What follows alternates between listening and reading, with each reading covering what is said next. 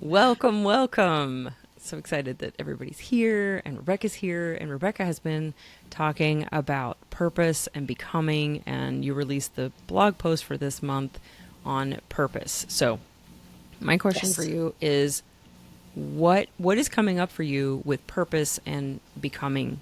What's coming up for you right now? Yeah. So it's a great question. And as you said, I had written the blog post on purpose and realized that it was also like purpose and becoming, that were kind of very, very connected Yeah. in my mind. And part of the reason that all of this came up is, and I don't know how many other people experience this, but as an adult, it just sometimes feels like a struggle to Yeah. figure out what you want to do, to make decisions. Can't count the number of times I've said this year to other adults, if anybody had told us what adulting was like, I think we wouldn't have done it.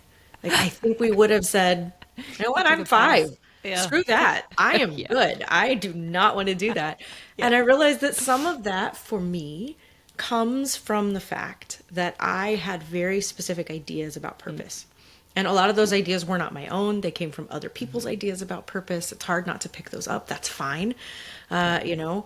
But as I have been feeling kind of stuck and just processing the feeling of being stuck, processing what I want, processing the struggle of being an adult, Yeah. Very I, real. yeah, started looking at why is this so hard? And part of what I identified is that my own concepts and ideas about purpose were very strict.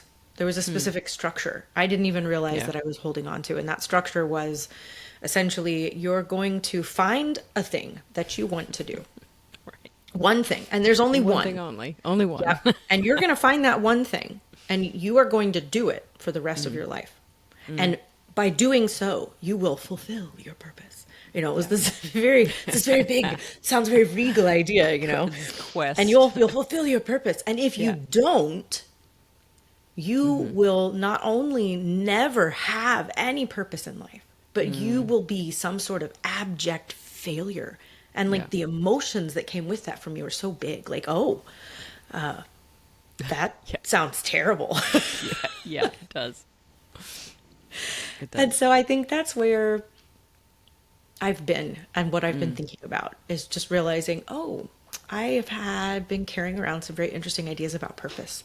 That it Yeah. had to be one thing and one thing only. And if I didn't find that one thing, and spoiler alert, I have not found that one. So this is very Right. painful. So Right. I haven't found that one thing. So if you didn't find that one thing and do that one thing, that you were a failure. And it was a big failure. It wasn't just like, oh, I'm learning how to do this new thing and I didn't quite nail it the first time. I'll try again. Yeah. No, Yeah. with purpose, it was like, it's a one shot situation.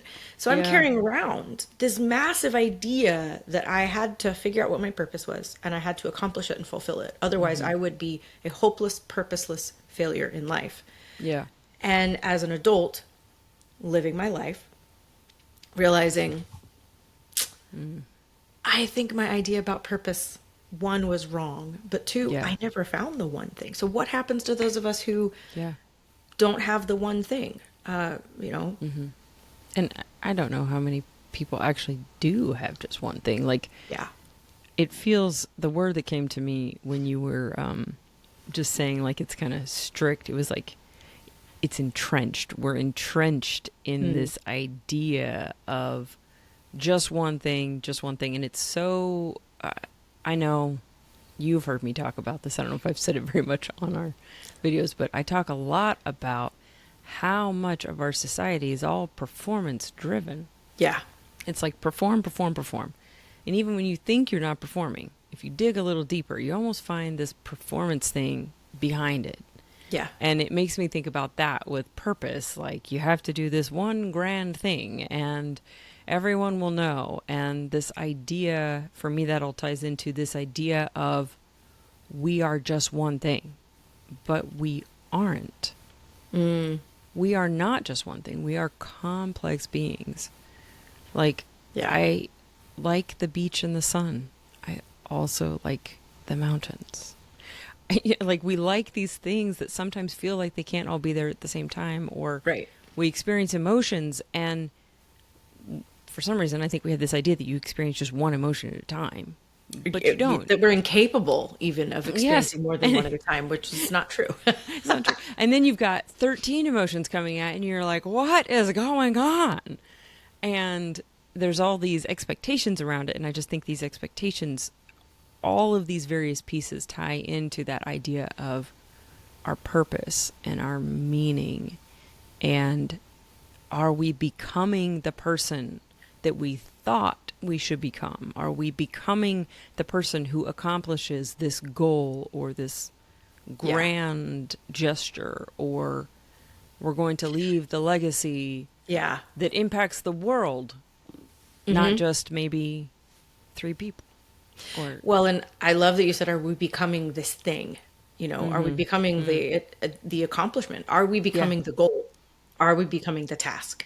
And one of the things that I have realized as an adult is I don't think purpose is about accomplishment.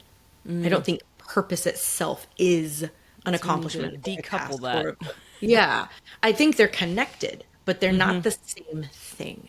right. And I think that it's a somewhat uncomfortable idea. But the more that I've processed it, the more I personally have come to the conclusion that, for myself at least, and I think that this is true for others, that our purpose in life is to be the most authentic version of ourselves possible. Yeah. And essentially, you're taking the doing and you're not negating it, but you're putting it to one side Right. and saying, my purpose Yeah. is not to do all of the tasks, achievements, goals, accomplishments. Yeah. My purpose is to be the best Yeah. version of myself possible, to constantly be becoming my authentic true self. Yeah. And that's going to change. My authentic true self, my authentic true self at 5 was not the same as my authentic true self at 20, at 42. Amazing me when I'm 60, right? When I'm 80, because I'm really an 80-year-old woman at heart. So someday I'm actually going to be an 80-year-old woman. My authentic true self is constantly in the act of becoming. Yeah. And I think that there's a part of me that's terrified at that idea because it's still attached to the outcome, the goals, the driven. And almost this idea that, oh, what by making them not the same thing, it means I'm not going to do anything with my life. I won't accomplish anything. I have no goals.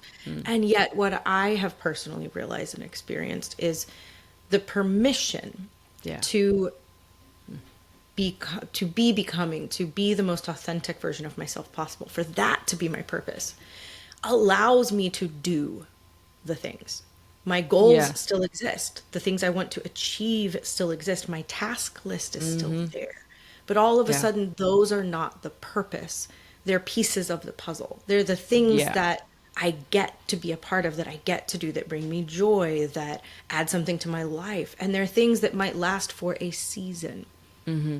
Even if part of your calling in life, the thing that you really want to do with your life is to be a doctor because you want to help people, you may Yeah. not do that your whole life.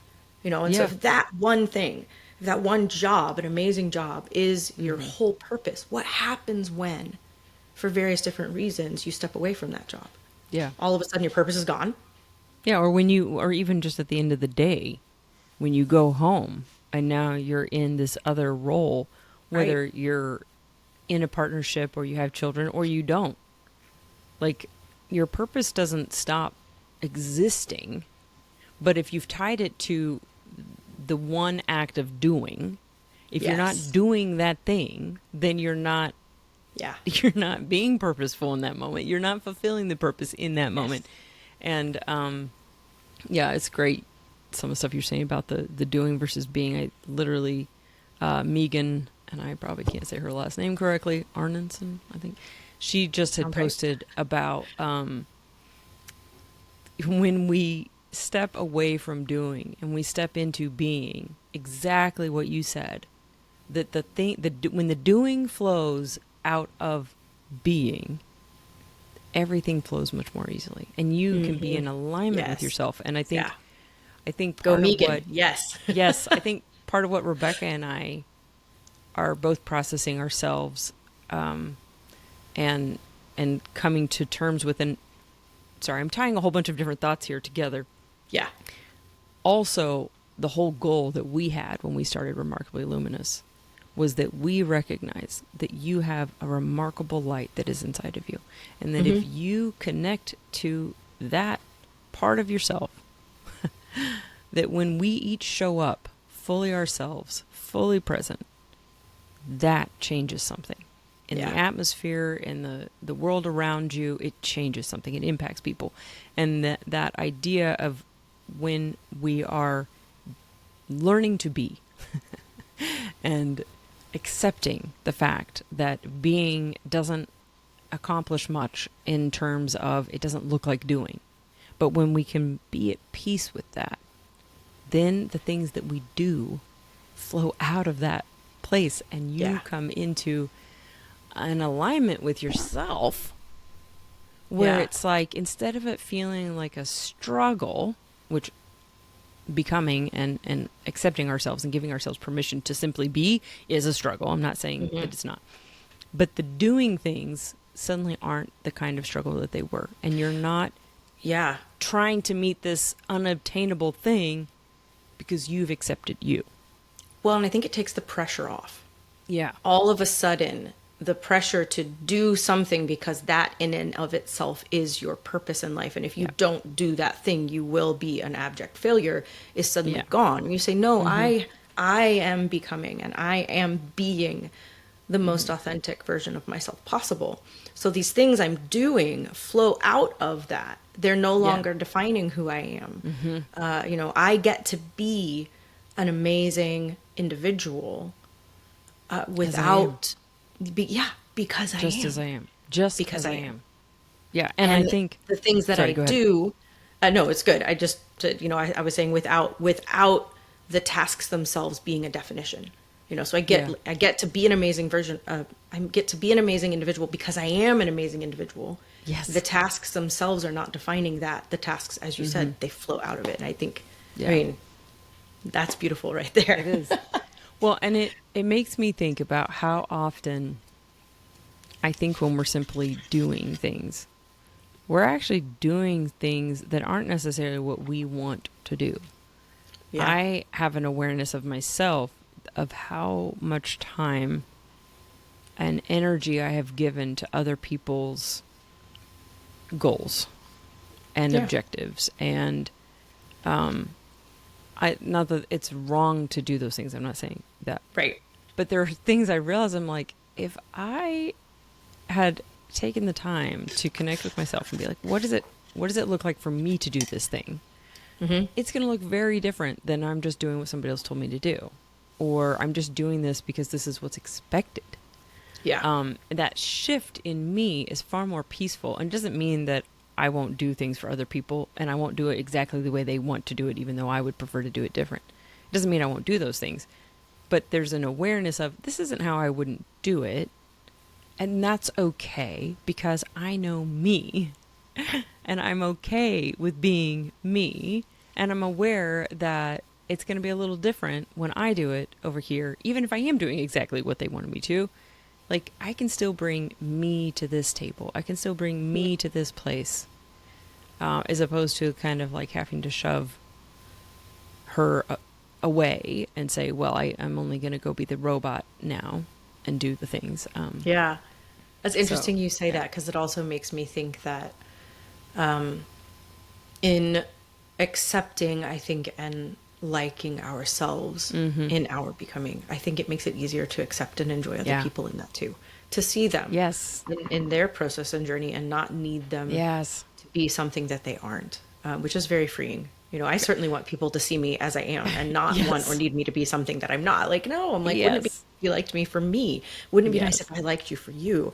And I do think that permission to embrace myself, my most authentic self, definitely has enabled me to be much more loving and kind to other people, and to truly like who they are, which makes it sound like I didn't before. I did, but well, it's without, it removes this kind of expectation. Like, I'm in the online dating world, And there are times I talk to someone like, oh my gosh, yesterday, this guy had been messaging me back and forth, and I had been very upfront with him about where I was and like what kind of relationship I want.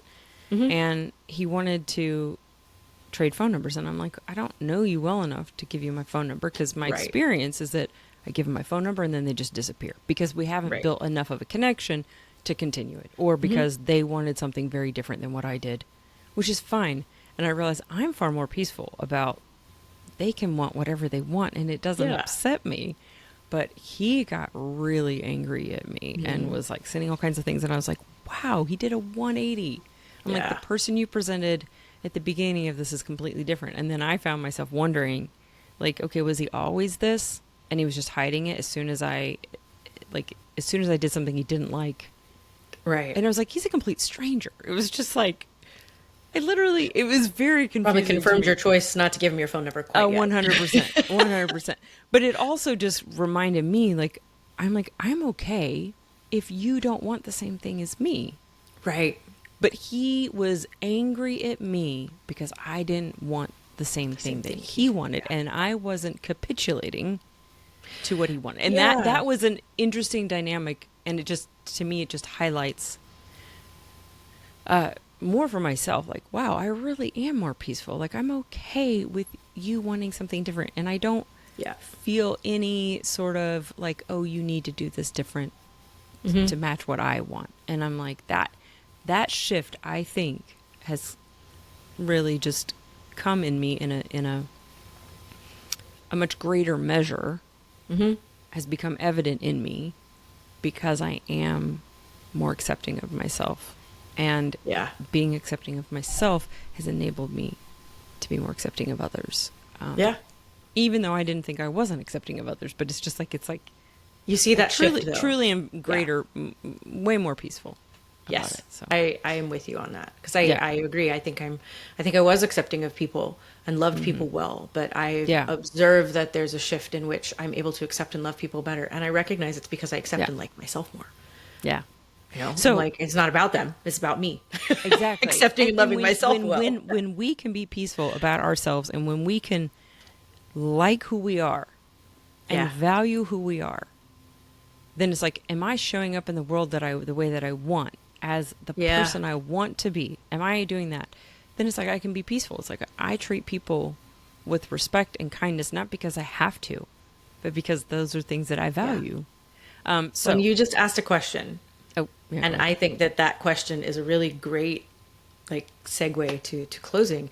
How am I showing up in the world? Yeah. You know, you said, am I showing up in the world the way I want?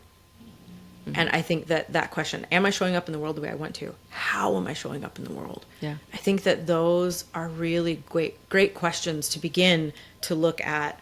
Well, how am I showing up? You know, am I showing up as the most authentic version of myself possible? Am I becoming? Is my purpose such that I love the way I show up in the world? Yeah. Or do I find that, I don't feel like I'm showing up in the world at all right now. And sometimes that's okay, by the way, like seasons. There are times when you're not going to show up as much. Not a problem. But I love that question. So I would put that to myself and to anyone. Am I showing up in the world the way I want? And how am I showing up in the world? And the question I was thinking that I wanted to get your input on as we wrap was, when you think about giving yourself permission to sit with those questions, to sit with yourself, to be, what would you say is one of the most helpful things for you that has helped you have that permission to simply be and become? I'm laughing because this is not planned, but 100%, in the last 5 years, I would say the thing that has helped me the most is coaching. Nice. So, shameless plug, that's what we do. And the reason that we do it is because both of us saw such an impact on our own lives, being on the receiving end of someone intentionally knowing what they're doing, asking us questions. Yeah. And I think that So coaching, I also think mentoring, like prior to discovering an IFS informed coach and working with them, I had really great mentors in my life. So Yeah. people in my life who with no agenda of their own towards me were encouraging me, were asking me questions, were challenging Yes. me. Those things have equipped and enabled me to know myself, to be Yeah. on that journey, to have tools to continue to know myself really, really well. And I Love that. genuinely think that if I hadn't had those things, mentors, coaches, etc., I would not be where I am in my Yeah. journey of loving myself well, of becoming, of re-exploring purpose, of being comfortable with those things. Yeah, I love that. And I agree with you, because there's something about talking with someone who's not living who's not you, who's not living your world, and who's not like super sucked into your own world, Yeah. that they can have a slightly different perspective and ask a Yes. question, and you're just like, oh. And Yep. it's like they ignite your own revelations Oh, I inside love of you. that. Yeah. And and and it's a catalyst to ignite what's already in you. And it's like you pull stuff out of yourself. You're like, I didn't even know that was in there. So, yes, I love that. So, thank you so much, Rebecca. Appreciate you Yeah. sharing all of that. Check out the blog post. Also, speaking of becoming, Rebecca is offering a workshop in December on reimagining dreams. And the thing Yes.